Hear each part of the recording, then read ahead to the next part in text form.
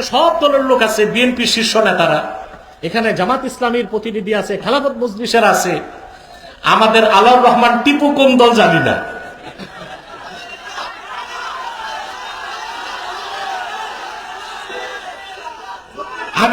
আমি তার নামটা কেমনে না বলি। আমি লন্ডন গেছি, উনি যে আমার সাথে অস্থির হয়ে গেছে দেখা করতে, এত ভালোবাসে আমাকে। আমি তারে মাইনাস করতে পারি না।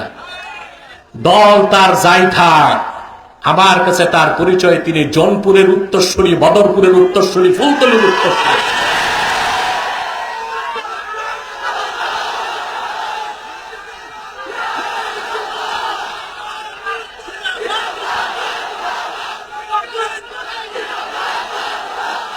প্রিয় বন্ধুগণ, আমি খুব কষ্ট পেয়েছি।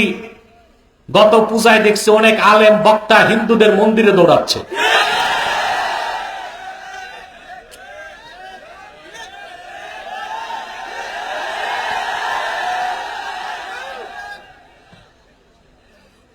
শুধু মূর্তির সামনে মাথা নত করা শিরক নয়, মূর্তি পূজার সমর্থন দেওয়া শিরক। আমি অনুরোধ করব আলেমদেরকে, পীর সাহেবদেরকে, বক্তা এবং প্রবক্তাদেরকে, হিন্দুদের জন্য মায়া লাগে তাদের বাড়িতে যান, বাড়িতে যে দাওয়াত খান। হিন্দু, বৌদ্ধ, খ্রিস্টান, অমুসলিমকে মানবিক সাহায্য করা যাবে। কোন হিন্দুর বাড়িতে আগুন লাগছে, মুসলমান তা নিভাই দিবে। না খেয়ে আছে, খাদ্য দিবে। বস্ত্র নাই, বস্ত্র দিবে। ওষুধ নাই, ওষুধ দিবে। কিন্তু অমুসলিমদের ধর্মীয় কোনো কাজে মুসলমান ন্যূনতম সমর্থন জ্ঞাপন করতে পারে না। এই কাজগুলো কেন হয়েছে? 2 পয়সার ভোটের জন্য। আমরা ভুলেই গেলাম যে আমরা রাসূলুল্লাহর উম্মত। আল্লাহর হাবিব যেখানে মূর্তি পূজা ও শিরককে নির্মূল করতে উহুদে রক্ত দিয়েছেন, আল্লাহর হাবিবের উম্মত মূর্তি পূজার ক্ষেত্রে এক বিন্দু শিথিলতা দেখাতে পারে না।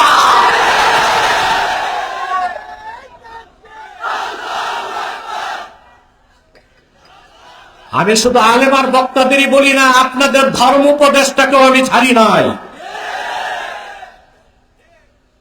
আলেম মানুষ জালেমের মতো কাজ করছে।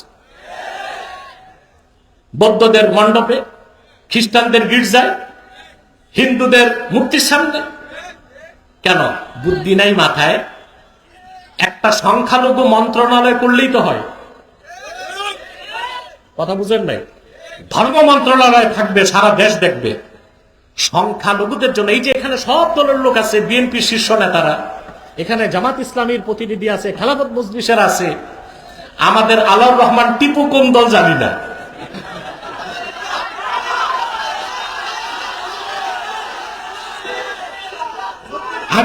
আমি তার নামটা কেমনে না বলি। আমি লন্ডন গেছি, উনি যে আমার সাথে অস্থির হয়ে গেছে দেখা করতে, এত ভালোবাসে আমাকে। আমি তারে মাইনাস করতে পারি না। দল তার যাই থাক, আমার কাছে তার পরিচয় তিনি জৌনপুরের উত্তরসূরি, বদরপুরের উত্তরসূরি, ফুলতলির উত্তরসূরি।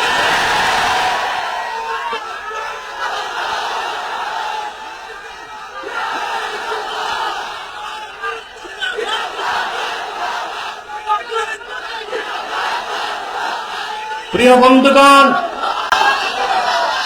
আমি এই বিভিন্ন রাজনৈতিক দলের নেতৃবৃন্দের কাছে অনুরোধ থাকবে, ধর্ম মন্ত্রণালয় যেহেতু আছে, তো ধর্মমন্ত্রী তো মুসলিম হবে, আর সেই মুসলিম মন্ত্রীর পক্ষে তো পূজা মণ্ডপে যাওয়া যায় না।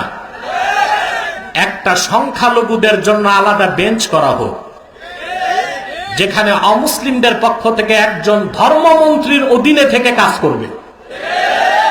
তাইলে আর সমস্যা হয় না, আর পূজা মণ্ডপে যাওয়ার দরকার হয় না, গির্জায় যাওয়ার দরকার হয় না। মনে রাখবেন, মুসলমান বেদাতের বিরুদ্ধে ফতুয়া দেন, শিরিক করে বসে আছেন। শিরক ছাড়তে হবে। শিরক আর কুফরের সাথে মুসলমান কোনোদিন আপোষ করতে পারে না। প্রিয় বন্ধুগণ, বলছিলাম রাসূলুল্লাহ সাল্লাল্লাহু আলাইহি সাল্লামের উম্মত হয়েছে, আল্লাহ হেদায়েত করছেন, এর চেয়ে বড় প্রাপ্তি কিছু নাই। আছে? পূর্বের নবীগণ আল্লাহর কাছে দরখাস্ত করতেন, আল্লাহ তোমার হাবিবের উম্মত বানাও। সুবহানাল্লাহ। আল্লাহ কারোটা কবুল করেন নাই, শুধু মরিয়ম পুত্র ঈসারটা কবুল করছেন। ইহুদিরা তাকে হত্যা করতে পারে নাই, কারণ তিনি দোয়া করতেন, আল্লাহ আল্লাহুম্মা জাআলনি মিন উম্মতি মুহাম্মদ সাল্লাল্লাহু আলাইহি ওয়াসাল্লাম, আল্লাহ তুমি আমাকে মুহাম্মদ সাল্লাল্লাহু আলাইহি ওয়াসাল্লামের উম্মত বানায় দাও। আল্লাহ তার দোয়া কবুল করছেন। ইহুদিরা তারে হত্যা করতে পারে নাই। ঈসাকে আল্লাহ আকাশে উঠায় দিয়েছেন। যারা হত্যাকারী ওদের একজনকে ঈসার সাদৃশ্য দিয়েছেন, ওইটারে হত্যা করে ইহুদিরা কয় ঈসা শেষ। আল্লাহ বলেন না, ওটা ঈসা না, ওটা মিসা। ঈসা কই? দুঃখের বিষয়, খ্রিস্টানরা আছে মিসানিয়া, মুসলমান আছে ঈসানিয়া। কারণ আমরা বলি ঈসা কোথায়? আসমানে।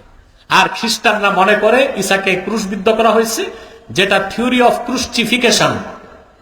এই যে সালিব, ক্রুশ গলায় লাগায় খ্রিস্টানরা, সম্পূর্ণ ধর্মীয় বিশ্বাসটাই একটা মিথ্যা মতবাদের উপর দাঁড়ায় আছে। ঈসাকে তো হত্যাই করা হয় না, আকাশে আছে। কিয়ামতের আগে আল্লাহ তাকে নামাবেন দুনিয়ায় দাজ্জালকে হত্যা করতে, তখন তার পরিচয় নবী হবে না, উম্মত হবে। বলেন সুবহানাল্লাহ।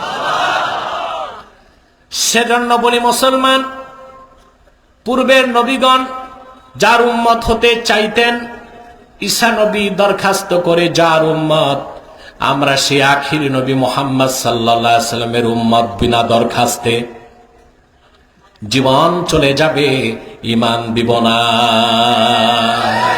বলেন, জীবন চলে যাবে, ঈমান দিব না। এই ক্ষেত্রে কোনো আপোষ নাই। হেদায়েত হচ্ছে। ফোন বন্ধ, স্টেজে কোনো ফোন চলবে না। মাইকে ডিস্টার্ব। আমি কি মাইকম্যান? আমি জানি সাউন্ড নাই। সমস্যা হয়েছে ওর দাড়ির চেয়ে চুল লম্বা।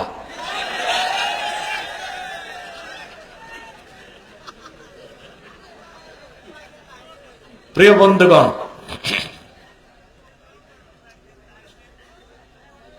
এই দিক টাকা আপনারাও যদি সুতা নাতায় হই করেন, ও তো মাইক ছেড়ে ভাগবে, পিছন দিক দিয়ে সেফ এক্সিট নিবে, তখন তো আমি আর চলতেই পারবো না।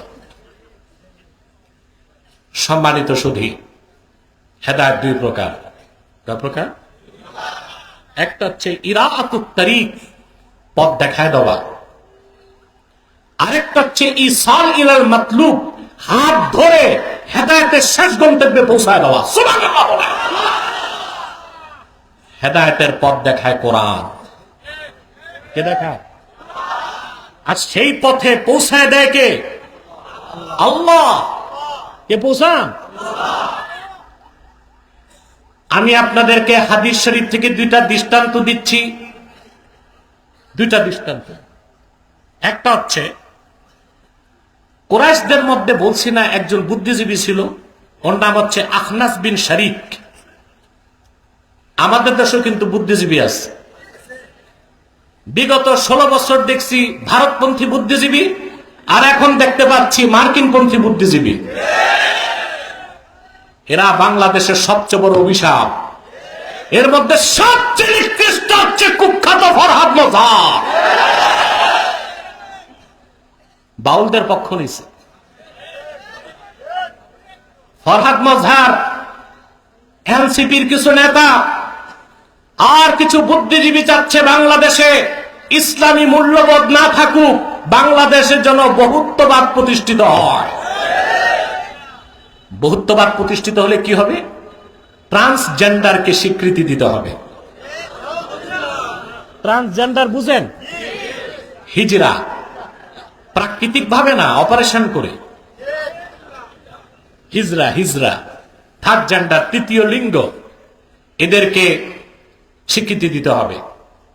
তারপরে freedom of speech, freedom of expression, বাক স্বাধীনতা, মুক্ত চিন্তার মতো পাগলামিকে স্বীকৃতি দিতে হবে। তখন আল্লাহ তার রাসূলের বিরুদ্ধে, কোরআনের বিরুদ্ধে কথা হবে, আইন প্রয়োগ করা যাবে না।